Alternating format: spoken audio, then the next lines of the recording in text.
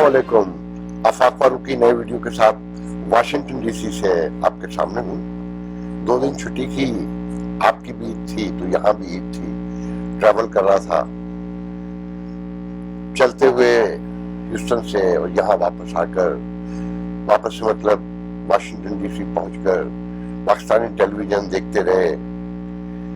ईद की खुशियाँ, आप लोगों के ज़र्क बर्क लिबास, मुर्गन खाने, हंसी मजाक के चरबा शोज, एक ही स्टाइल लाहौरी, कपिल शर्मा का चरबा हो या कहीं और का, लगता ही नहीं था कि कहीं ये उस मुल्क की कहानी का टेलीविजन है जहाँ 50% लोग भूख से मर रहे हैं। जो ज़र्क बर्क लिबास देखे, जो खाने देखे, जो कहे, जो मस्तियाँ, लगता है कि ये 5th जनरेशन वार और गुर्बत के इल्जामात, ये सब दुश्मन का वाकई प्रोपेगेंडा है। ये खुशहाल मुल्क है और हर तरफ रावी चैन ही चैन दिख रहा है, दूध की नहरें बह रही हैं, शहद में लोग मस्त हैं। बहरहाल मौजू की तरफ आते हैं।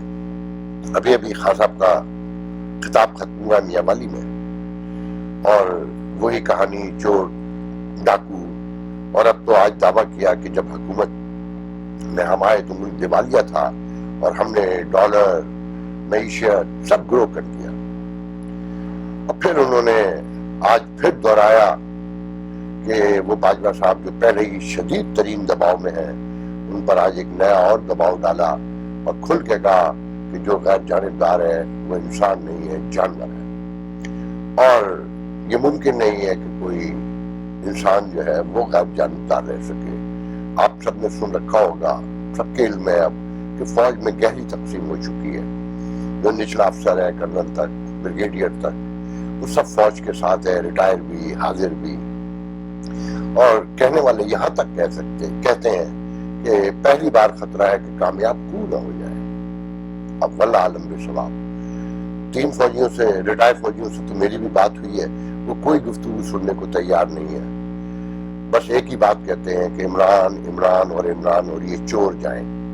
कानून, आईन, इंसाफ, पार्लियामेंट, जमहूरियत, ये सब वैसे ही हवा हो गई जैसे हमारी इस्टेब्लिशमेंट ने 74 साल इन्हें हवा रखा। तो जो बोया था वो सामने आ रहा है। जब वो नहीं मानते थे तो अवाम क्यों मानेगी। खान साहब एक बात दुरुस्त कहते थे कि करप्शन का खात्मा ऊपर से होता है, नीचे से नहीं कभी भी। तो जो ऊपर से बोया गया था आज वो सबके सामने है कि वो शेख रशीद जो खुल के कह रहा है कि अगर हमारी हुकूमत न जाती और हम अपनी मुद्दत पूरी करते तो इंतखाबात में मैं अपनी सीट भी नहीं जीत सकता था। खान साहब नहीं जीत सकते थे कि जो नाकामियां थी, बद इंतजामियां थी, जो झूठे वादे थे, उनका रिजल्ट तो आना था ना। मगर वही बात रिपीटेडली दोहरा रहा हूँ कि एक तकर्री के खौफ ने सारा खेल उलट दिया।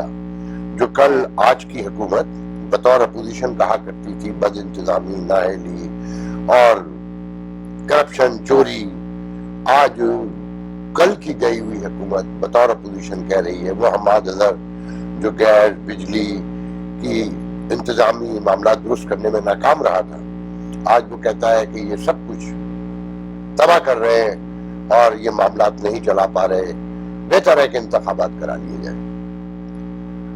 सेम बयानी है, बस सीट बदलने की देर होती है। किसी को मुल्क, कौम, रियासत, जुग्राफिया इसकी कोई फिक्र नहीं है। यहाँ एक बात साबित होती है कि जो गुज़िश्ता 10 साल से कहा जा रहा था ना, जनरेशन वार, 5th जनरेशन वार, दुश्मन, कुछ नहीं है। हम सब एक दूसरे के दुश्मन है, असल में बर्दाश्त करने को तैयार नहीं है। ये हुकूमत जो 2 वोटों पे खड़ी है और जिसके लिए कहा जाता है कि अगर आज 2 वोट कम हो जाए तो ये हुकूमत भी फारिग हो जाएगी। अपना ओथ उठाते ही ईमानदारी की बात यह है कि ये फारिग हो चुकी थी कि खान साहब को सोशल मीडिया, जिसने अदलिया, इलेक्शन कमीशन, फौज, मईशत सबका मुआसरा कर रखा है, हुकूमत कहना चाहिए कि खान साहब के घेरे में है पूरी रियासत इस वक्त, और कोई रास्ता बचत का नजर नहीं आ रहा कि शहरी इलाकों دیکھیں یہ شہری علاقوں کی پالیٹکس ہے نا پاکستان میں، یہ ٹیلی ویژن، یہ سوشل میڈیا، اس سے جو 60% آبادی ہے، کہہ لیں 55% ہوگی، ابھی تک وہ کہ کہا تو جاتا ہے 65%، مگر جس طرح سے اکانومی برباد ہوئی ہے، گاؤں دیہات میں تھوڑی بہت تعلیم پہنچی ہے اسپیشلی پنجاب میں، تو لوگ موو کر گئے ہیں روٹی کی تلاش میں، پھر گلوبل ولیج بنا ٹیکنالوجی آنے کے بعد، تو خواہشات تو سب کے اندر ہے نا، تو وہ شہروں کی طرف لوگ زیادہ ہیں تو 55% ہوں گے۔ بہرحال سچویشن یہ ہے کہ ڈالر کی حفاظت ہو رہی ہے جیسے ایٹم بم کی حفاظت کرتے ہیں۔ میں اکثر کہا کرتا ہوں کہ ہم مسلمان، خاص کر ساؤتھ ایشیا کے مسلمان، بہت ہی عجیب ہیں۔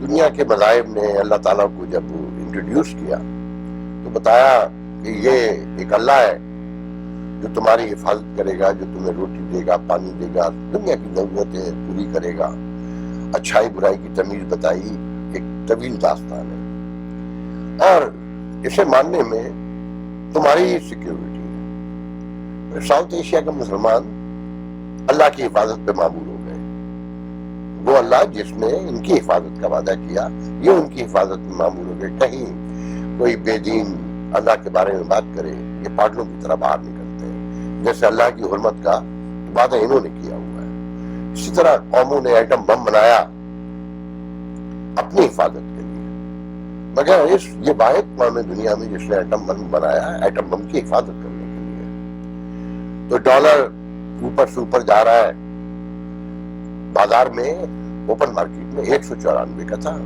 بظاہر 187 اراؤنڈ انٹر بینک ریٹ ہے اس کا، مگر بازار میں جو بک رہا ہے وہ 10 روپے زیادہ بتائے جاتے ہیں، کہ کچھ لوگوں کی ضد تو یہ ہے کہ 196، مگر میری معلومات ہے 194 کا ہے۔ تو 200 پہ جانے کی دیر ہے، کہتے ہیں کہ 200 پہ جائے گا، تو یہ اپوزیشن، یہ حکومت جو اس ریاست کے بجائے یہ اسٹیبلشمنٹ، یہ ریاست کے بجائے ہمیشہ اپنے مفادات دیکھتی رہی، تو سب کو نانی یاد آنے والی ہے کہ کھیل 200 پہ جب پہنچے گا، جب شروع ہوگا اصل، کہ بجلی کے ریٹ تو آپ نے سن لیے کہ بڑھا دیے گئے، آج 3 روپے سم تھنگ آئی تھنک جو نوٹیفیکیشن آیا ہے، کراچی کے الیکٹرک نے 1 روپیہ 38 پیسے، اور وہ بھی فیبروری سے بڑھائے، اور پھر IMF نے شرط رکھ دی ہے جو انہوں نے وعدہ بھی کر لیا تھا مفتی اسماعیل صاحب نے واشنگٹن میں، کہ جا کر سبسڈی ختم کریں گے، اور پیٹرول 245 روپے پہ جائے گا، کہ لیوی ٹیکس اور ریئل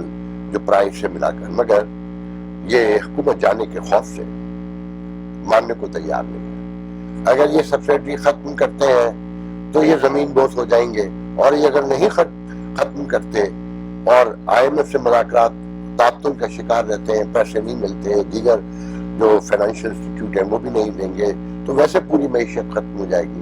تو خان صاحب نے معیشت کو، فوج کو، جو سب سے بڑا ادارہ تھا جو کہتے تھے کہ گلو ہے اور جس نے ایک گوند کی طرح اس پر پورے سماج کو، پوری نیشن کو جوڑ کے رکھا ہوا ہے، سب کچھ متنازع ہے، سب کچھ خان صاحب کے گھیرے میں ہے، اور ایک ہاکار مچی ہے۔ خان صاحب کہتے ہیں کہ اسلام آباد آنا ہے اور ہر صورت آنا ہے، اور راستہ روکنے کی کوشش کی گئی تو ذمہ دار تم ہو گئے۔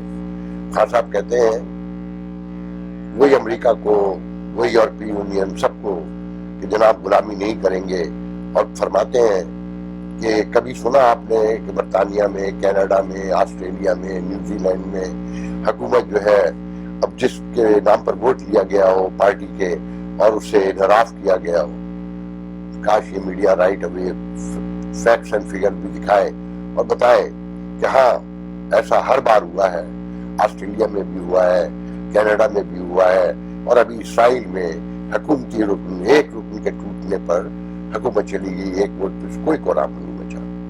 یہی پارلیمانی ڈیوٹی ہے، اسی کے ذریعے جمہوریت آگے بڑھتی ہے اور لوگ فیصلہ کرتے ہیں کہ کس کو ووٹ دینا ہے، کس کو نہیں دینا ہے، کون چور ہے، کون بے ایمان ہے۔ مگر جہاں پر سچ گم ہو گیا ہو اور ایک بنیاد رکھی گئی ہو کہ اس معاشرے میں سچ نہیں بولنا ہے، جھوٹ کو سچ سمجھنا ہے، تو پھر ایسا ہی ہوگا۔ خاصا الٹیمیٹ ریزلٹ ہے جو ہم نے گویا تھا کہ آپ غور کریں کہ سب مانتے ہیں کہ خان صاحب کی حکومت میں بد انتظامی بھی تھی، نااہلی بھی تھی، کرپشن بھی موجود تھی، تھانہ کلچر سے لے کے پٹواری کلچر سے سب کچھ موجود تھا. اور پھر ان کے اپنے وزیر اقرار کرتے ہیں کہ ہم کچھ نہیں کر سکے تھے، مگر تحریک عدم اعتماد اور خان صاحب کی ٹرولنگ، خان صاحب کی بریگیڈ کہنا چاہیے پورا سیج کیا ہوا ہے سوشل میڈیا کو، اور یہ حکومت اس کا توڑ کرنے میں ناکام نظر آتی ہے. تو سب کچھ پلٹ چکا ہے. اگر آج انتخابات کرائیں تو لوگ کہتے ہیں کہ 2/3 میجارٹی لے کر خان صاحب آئیں گے، کہ ہر طرف عمران خان ہی عمران خان ہے.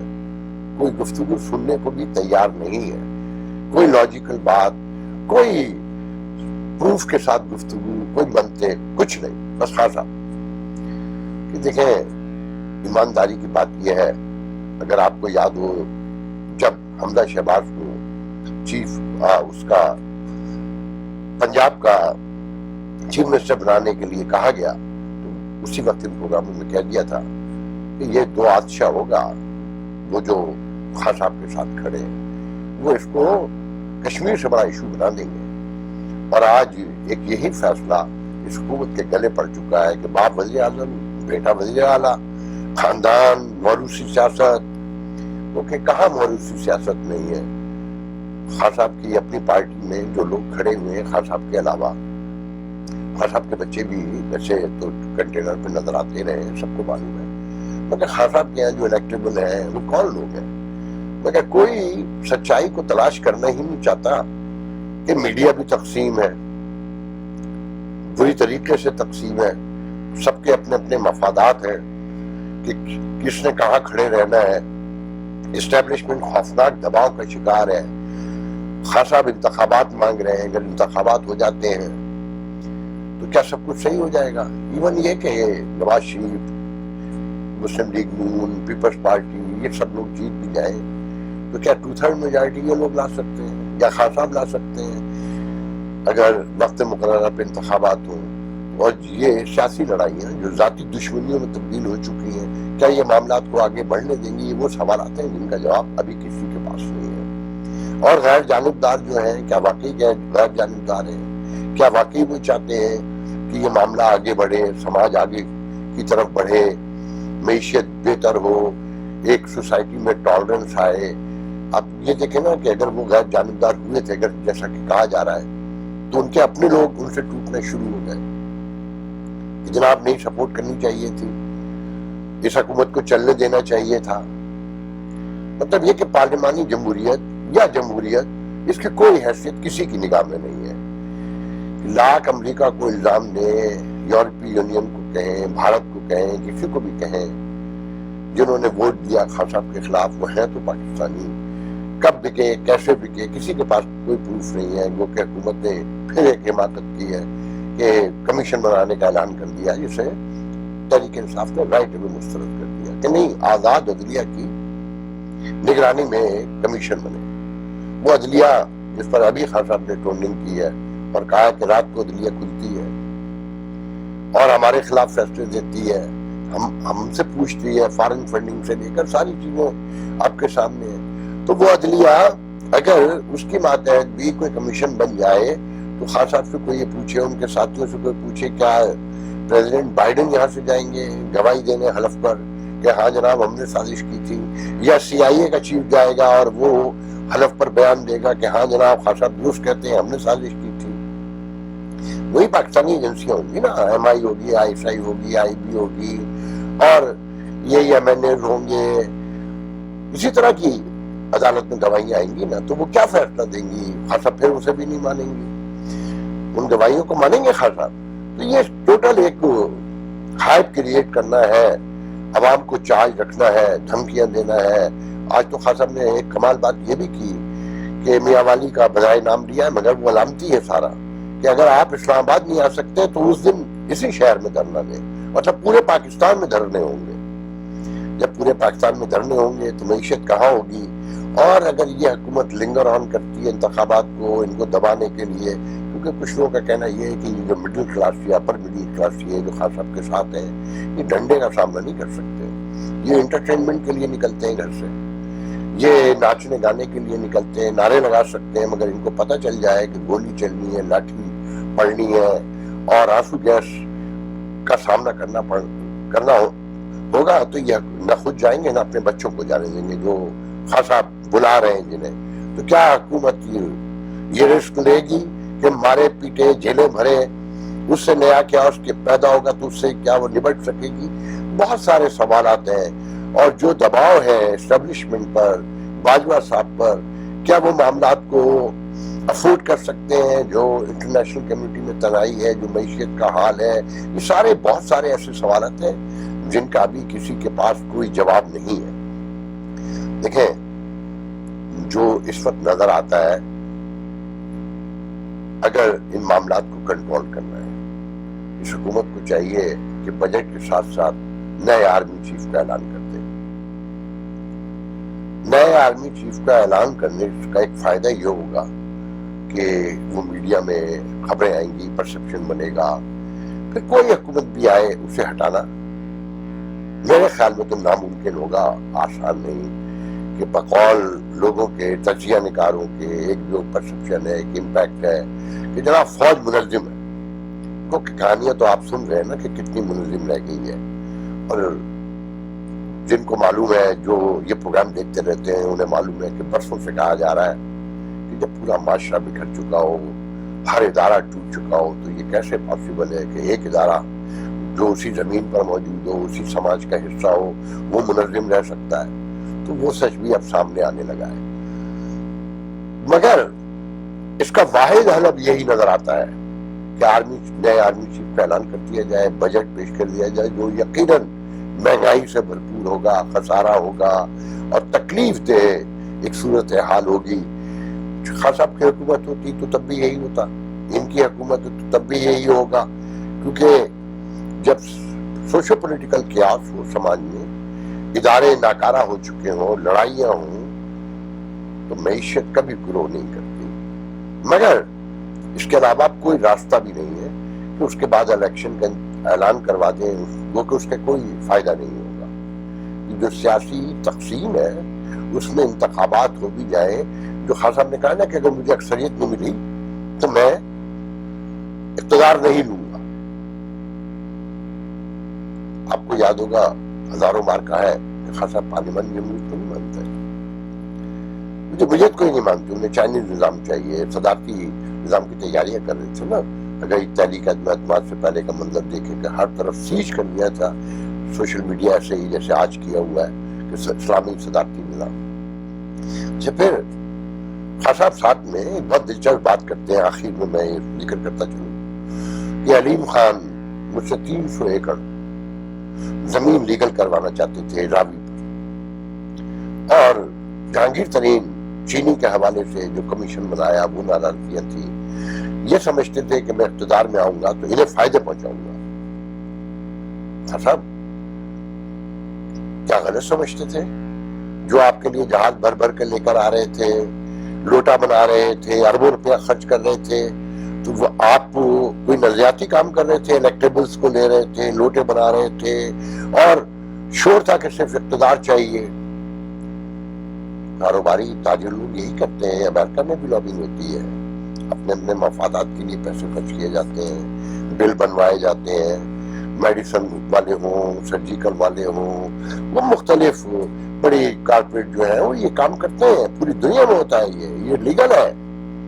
تو آپ سمجھ رہے تھے کہ وہ ریاست مدینہ میں چپن کر رہے ہیں اربوں روپے اپنا، جبکہ آپ سب کو پتا ہے کہ آپ کے آس پاس جتنے لوگ آج بھی جو اسٹیج پہ کھڑے تھے ان میں سے 4 کو تو پرسنل میں جانتا ہوں. وہ ریاست مدینہ کے نام پہ کیا کہتے ہیں، کتنا ہنستے ہیں اور وہ کتنا یقین رکھتے ہیں آپ کی باتوں پر. تو خاصا آپ کی یہ سیاست اس ریاست کے لیے ایک مسئلہ بن گئی ہے. مگر ساتھ میں یہ بھی کہوں گا کہ یہ الٹیمیٹ نتیجہ ہے، کیونکہ جو بویا گیا تھا وہی کاٹنا ہے. کہ آج نہ کوئی جمہوریت کی نام کو سمجھنا چاہتا ہے، نہ کانسٹیٹیوشن کے بارے میں بات کرنا چاہتا ہے، نہ ماضی سے سبق سیکھنا چاہتا ہے. ایک ہاہاکار ہے. دیکھنا یہ ہے کہ یہ کتنی دیر جاری رہتی ہے. انشاءاللہ کل آپ سے دوسرے ویڈیو میں گفتگو ہوگی. اللہ حافظ.